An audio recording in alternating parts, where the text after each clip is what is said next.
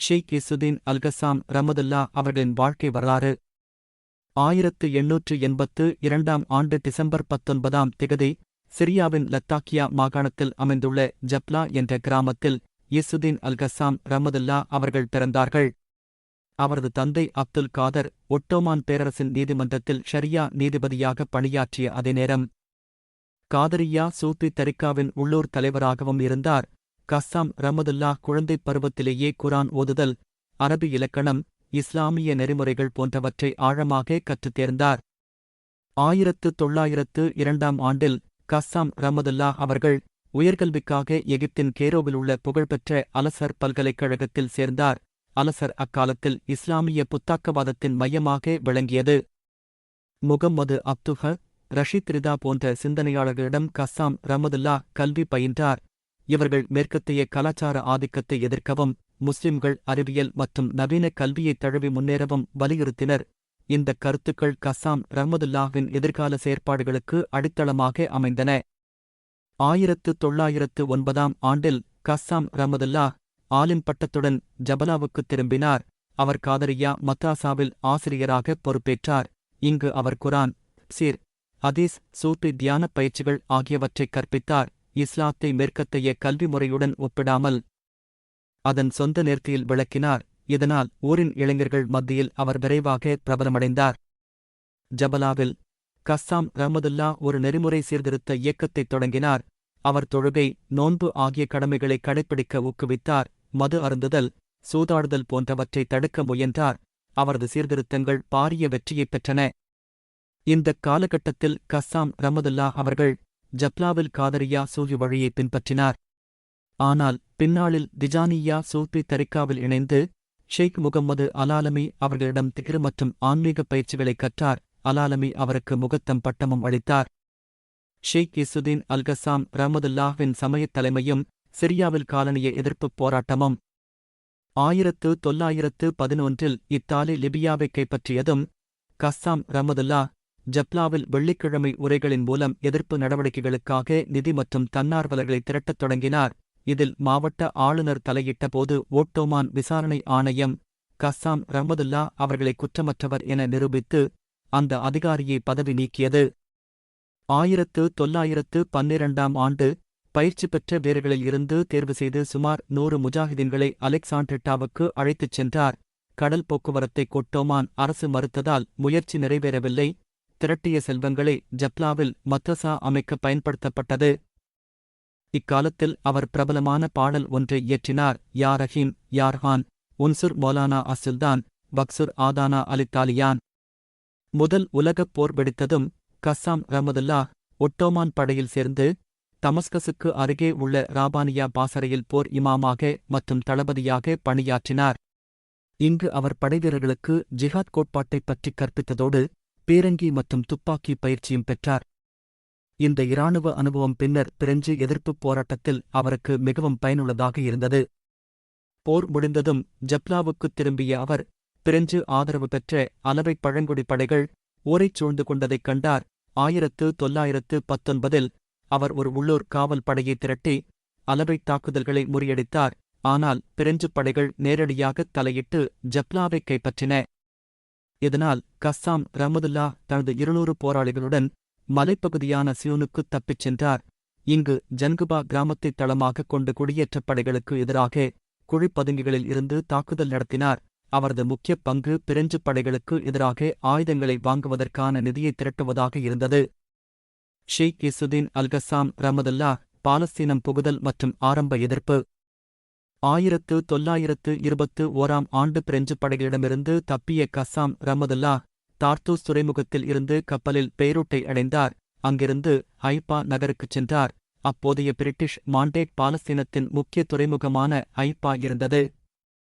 யூத குடியேற்றங்களின் விரிவாக்கம் காரணமாக பாலஸ்தீனிய விவசாயிகள் நகரங்களுக்கு வெளியேற்றப்படுவதால் கடுமையான சமூக மாற்றங்களை அனுபவித்து வந்தது. ஹைபா நகரத்தில் உள்ள இஸ்திக்லால் பள்ளிவாசலில் இமாமாக பொறுப்பேற்றார். பாரம்பரிய இஸ்லாமிய அறிஞர்களைப் போலல்லாமல் அவர் தெருக்களில் சுற்றித் திரிந்து தொழிலாளர்கள், ஏழைகள் மற்றும் விவசாயிகள் ஆகியோருடன் நேரடியாக கதைத்தார். நிலமற்ற விவசாயிகள் மற்றும் தொழிலாளர்களின் பிரச்சினைகளை நேரடியாகக் கண்டார். யூத தேசிய நிதி நிலங்களை வாங்குவதால் விவசாயிகள் வீடுகளிலிருந்து வெளியேற்றப்பட்டனர். உழைக்கும் வர்க்கம் போதைப் பொருட்கள் மற்றும் வறுமையில் சிக்கியிருந்தது. இதைத் தீர்க்க அல்கஸ்ஸாம் ஏழைகளுக்கு இரவு பள்ளிகளை நிறுவினார். குரான் வழியாக எழுத்தறிவு கற்பித்தார். மது மற்றும் சூதாட்டத்தை எதிர்த்து பிரச்சாரம் செய்தார். மது குடிப்பவர்கள் மற்றும் போதைப் பொருள் பயன்படுத்துவோர் தங்கியிருக்கும் இடங்களுக்கு சென்று அவர்களை திருத்துவதில் கவனம் செலுத்தினார். 1922 முதல் 26 வரை ஜமியத் இஸ்லாமியா நிதியுதவியில் இயங்கிய மத்ரசா இஸ்லாமியாவில் கற்பித்தார். பள்ளி நிர்வாகம் தனது வகுப்புகளை காலையில் மட்டும் நடத்துமாறு கேட்டுக்கொண்டபோது அவர் மறுத்துவிட்டு பதவி விலகினார். ஏனெனில் மாலை நேரங்களில் தொழிலாளர்களுக்கு கல்வி கற்பிப்பதை அவர் விரும்பினார். இந்த காலகட்டத்தில் அவர் ஏழை மக்களுக்காக இரவு பள்ளியை நிறுவினார். அங்கு குரான் வாயிலாக படிக்க எழுத கற்றுக் கொடுத்தார். சுமார் 250 விவசாயிகள் மற்றும் தொழிலாளிகள் வரை இந்த வகுப்புகளில் பங்கேற்றனர். 1926 யென்மென் முஸ்லிம் அசோசியேஷன் என்ற அமைப்பின் தலைவராக தேர்ந்தெடுக்கப்பட்டார். இந்த பதவி வழியாக அவர் நகரின் கல்வியறிவு பெற்ற இளைஞர்களுடன் இணைந்தார். இசப் அலிசதிக்கால் உறுப்பினர்களுடன் நட்பு வளர்த்துக் கொண்டார். குறிப்பாக ஹைபாவின் பிரபல வியாபாரி ரஷீத் அல்ஜி இப்ராஹிம் அவர்களுடன். இந்தக் கூட்டணி பிரிட்டிஷ் ஆட்சி மற்றும் ஜியோனிசம் ஆகிய இரட்டை எதிரிகளுக்கு எதிரான ஒருங்கிணைந்த போராட்டத்தை உருவாக்க உதவியது. 1929 ஜெருசலேம் வக்ஃப் அதிகாரிகள் அவரை ஹைபா ஷரியா நீதிமன்றத்தில் திருமண பதிவாளராக நியமித்தனர். இந்த பதவி வடக்கு கிராமங்களுக்கு அடிக்கடி பயணம் செய்ய அவருக்கு வாய்ப்பளித்தது. கிராமங்களில் அவர் விவசாயிகள் மற்றும் நில உரிமையாளர்களை சந்தித்து நிலங்களை யூதர்களுக்கு விற்பதை நிறுத்துமாறு கேட்டுக்கொண்டார். யூத தேசிய நிதி வாங்கிய நிலங்களில் இருந்து வெளியேற்றப்பட்ட விவசாயிகளுக்கு அவர் ஆதரவு காட்டினார். கிராம மக்களுக்கு இஸ்லாமிய சகோதரத்துவம் மற்றும் சுய உதவிக் குழுக்களை ஏற்படுத்துமாறு அறிவுறுத்தினார். அவரது பிரசங்கங்கள் படிப்படியாக அரசியல்மயமாகின. 1927 கர்மேல் மலையில் நடந்த ஒரு சொற்பொழிவில் அவர் கூறினார், ஜனங்களே, நீங்கள் உங்களை ஏமாற்றிக் கொள்ளாதீர்கள். பிரிட்டிஷாரே இந்த பேரழிவுகளுக்கு காரணம். பாலஸ்தீனில் இருந்து அவர்களை விரட்டியடிக்காமல் யூதர்களின் ஆக்கிரமிப்பை எதிர்க்க முடியாது என்றார். 1928 ஜெனின் பள்ளிவாசலில் அவர் எச்சரித்தார், யூதர்கள் விருந்தினர்கள் அல்ல, அவர்கள் எதிரிகளாவர். அவர்களுடைய குடியேற்றங்கள் இஸ்லாமிய உலகிலிருந்து பாலஸ்தீனை பிரிக்கும் கத்திகளாகும் என்றார். 1929 நடந்த புறாக் கலவரத்திற்குப் பிறகு அரசியல் மாற்றம் வெறும் சொற்பொழிவுகள் மூலம் வராது என்பதை உணர்ந்தார். இதன் விளைவாக 1930 பாலஸ்தீனத்தில் பிரிட்டிஷ் ஆட்சி மற்றும் யூத குடியேற்றங்களுக்கு எதிரான முதல் ஒழுங்கமைக்கப்பட்ட ஆயுத இயக்கத்தை உருவாக்கினார். இந்த இயக்கத்தை தொடங்கிய விதம் நடைமுறையை விட சற்று வித்தியாசமாக இருந்தது. வட பாலஸ்தீனப் பகுதிகளில் சிறிய இரகசிய வட்டங்களில் நம்பகத்தன்மை வாய்ந்த ஆதரவாளர்களைத் தேர்ந்தெடுத்து ஒழுங்கமைத்தார். ஒவ்வொரு வட்டமும் மற்றவை பற்றி அதிகம் அறியாத முறையில் உள்கட்டமைப்பை உருவாக்கினார்.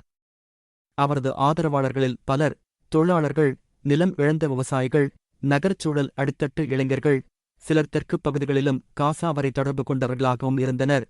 தொடக்கத்தில் 50 முதல் 200 வரை போராளிகள்தான் இருந்தனர். போராட்டம் துவங்கும் முன் மக்களின் உள்மனம், ஒழுக்கம், தொழுகை போன்ற அடிப்படைகளை சீராக்கினார். படையெடுப்பிற்கு முன் ஒழுக்கத் தகுதி வேண்டுமென எப்போதும் வலியுறுத்துவார். இதன் அடிப்படையில் போராளிகளுக்கான தேர்வு கடுமையாக இருந்தது.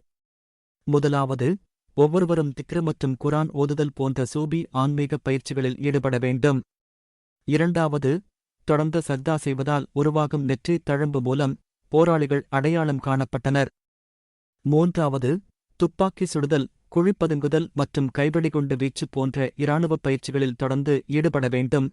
இந்த பயிற்சிகள் ஜெபால் மலையில் உள்ள இரகசிய முகாம்களில் நடத்தப்பட்டன. இந்த குழு அமைப்புகள் பிளா கான் என அழைக்கப்பட்டது. ஒவ்வொரு குழுவிற்கும் தனித்தனியான பணிகள் ஒதுக்கப்பட்டன. முதலாவது, ஆயுதங்கள் மற்றும் நிதி சேகரிப்பு. இரண்டாவது, பிரிட்டிஷ் படைகள் மீது கண்காணிப்பு. மூன்றாவது, யூத குடியேற்றங்களில் தாக்குதல் திட்டமிடல் மற்றும் தாக்குதல். இவற்றோடு மட்டும் நிற்காமல் சில சமூக சீர்திருத்தங்களையும் செய்தார். பாலஸ்தீனிய கிறிஸ்தவர்களுடன் கூட்டங்களை ஏற்பாடு செய்தார். ஹைபாவில் உள்ள செயின்ட் லூக் தேவாலயத்தில் நிகழ்த்திய உரையில், எங்கள் நாடு அனைவருக்கும் சொந்தமானது, இந்த நிலத்தை காப்பாற்ற கிறிஸ்தவர்களும் முஸ்லிம்களும் ஒன்றாக இருக்க வேண்டும் என்று அறிவித்தார். மேலும் யூத பொருட்களை புறக்கணிக்க ஹைபா கடைக்காரர்களைத் தூண்டினார். யூத நிறுவனங்களில் வேலை செய்யும் அரபுகளை துரோகிகள் என்று கண்டித்தார். 1931 யாகூர் கிபுட்ருக்கு அருகே யூத குடியேற்றத் தொழிலாளர்கள் துப்பாக்கிச் சூட்டில் கொல்லப்பட்டனர். 1932 நஹலால் மொஷாவில் யோசேப் மற்றும் அவரது மகன் வீடு நோக்கி வீசப்பட்ட குண்டுவெடிப்பில் உயிரிழந்தனர். முக்கியமான பிரிட்டிஷ் ரயில் பாதைகள் சேதப்படுத்தப்பட்டன. மேலும் உள்கட்டமைப்பு மீதான தாக்குதல்கள் நடத்தப்பட்டன. சில டெலிகிராம் கோபுரங்கள் தாக்கப்பட்டன. இத்தாக்குதல்கள் வட பாலஸ்தீனம் முழுவதும் பரவலான பதற்றத்தை ஏற்படுத்தின. பிரிட்டிஷ் அதிகாரிகள் கஸ்ஸாம் ரஹ்மதுல்லா அவர்களை முதல் தர தீவிரவாதி என்று பட்டியலிட்டனர்.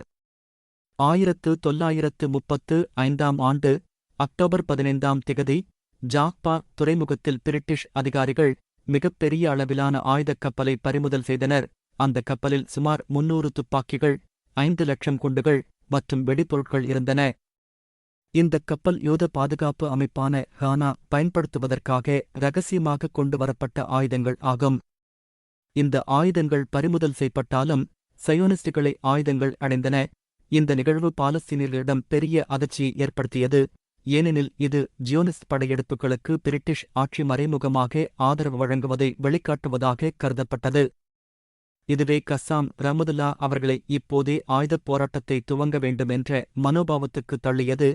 1935 நவம்பர் 20 கஸ்ஸாம் ரஹ்மதுல்லா தனது இறுதிப் போரை நடத்தினார். அவரும் அவரது 12 போராளிகள் ஜெனீனுக்கு அருகில் உள்ள யாபா குகைகளில் இருக்கும்போது 500 பிரிட்டிஷ் சிப்பாய்கள் குகைகளைச் சூழ்ந்தனர். 6 மணி நேர துப்பாக்கிச் சண்டைக்குப் பிறகு கஸ்ஸாம் ரஹ்மதுல்லா மற்றும் 3 போராளிகள் கொல்லப்பட்டனர். அவரது உடல் 5 கிலோமீட்டருக்கு அப்பால் உள்ள ஹைப்பாவுக்கு எடுத்துச் செல்லப்பட்டது. மக்கள் பிரிட்டிஷாருக்கு மரணம் மற்றும் காசாமின் பாதையில் போராடுவோம் என்று முழங்கினர். அவரது மரணம் பாலஸ்தீன கிளர்ச்சிகளுக்கு தீப்பொறியாக இருந்தது. கிராமங்களில் காசாமியூன் கஸ்ஸாமின் பின்பற்றுபவர்கள் எனப்படும் குழுக்கள் தோன்றின. 1991 அமாஸின் இராணுவப் பிரிவிற்கு இசுதீன் அல் கஸ்ஸாமின் படைகள் எனப் பெயரிடப்பட்டது. இப்பெயரிடல் நிகழ்வு அவரது புரட்சிகர வீரத்தை அங்கீகரிப்பதாக அமைந்தது. மேலும் பாலஸ்தீனில் தயாரிக்கப்படும் ராக்கெட்டுகளுக்கு இன்றும் கஸ்ஸாம் ராக்கெட்டுகள் என அவரது பெயர் வைக்கப்படுகிறது. பிரிட்டிஷ் அரசு அவரை முதல் தர தீவிரவாதி எனப் பட்டியலிட்டன. ஆனால் பாலஸ்தீனியர்களிடையே அவர் ஒரு மறுமலர்ச்சி சின்னமாக நிலைத்தார். இன்றும் கூட அவரது பெயர் பாலஸ்தீன விடுதலைப் போராட்டத்தின் ஒரு வரலாற்று அடையாளமாக ஒலித்த வண்ணம் உள்ளது. இவ்வாறாக கிராமத்து சிங்கம் ஒன்று தனது கர்ஜனையால் வல்லரசுகளை நடுங்க வைத்தது. இறைவன் அவர்களது செயல்களை கபூல் செய்வானாக.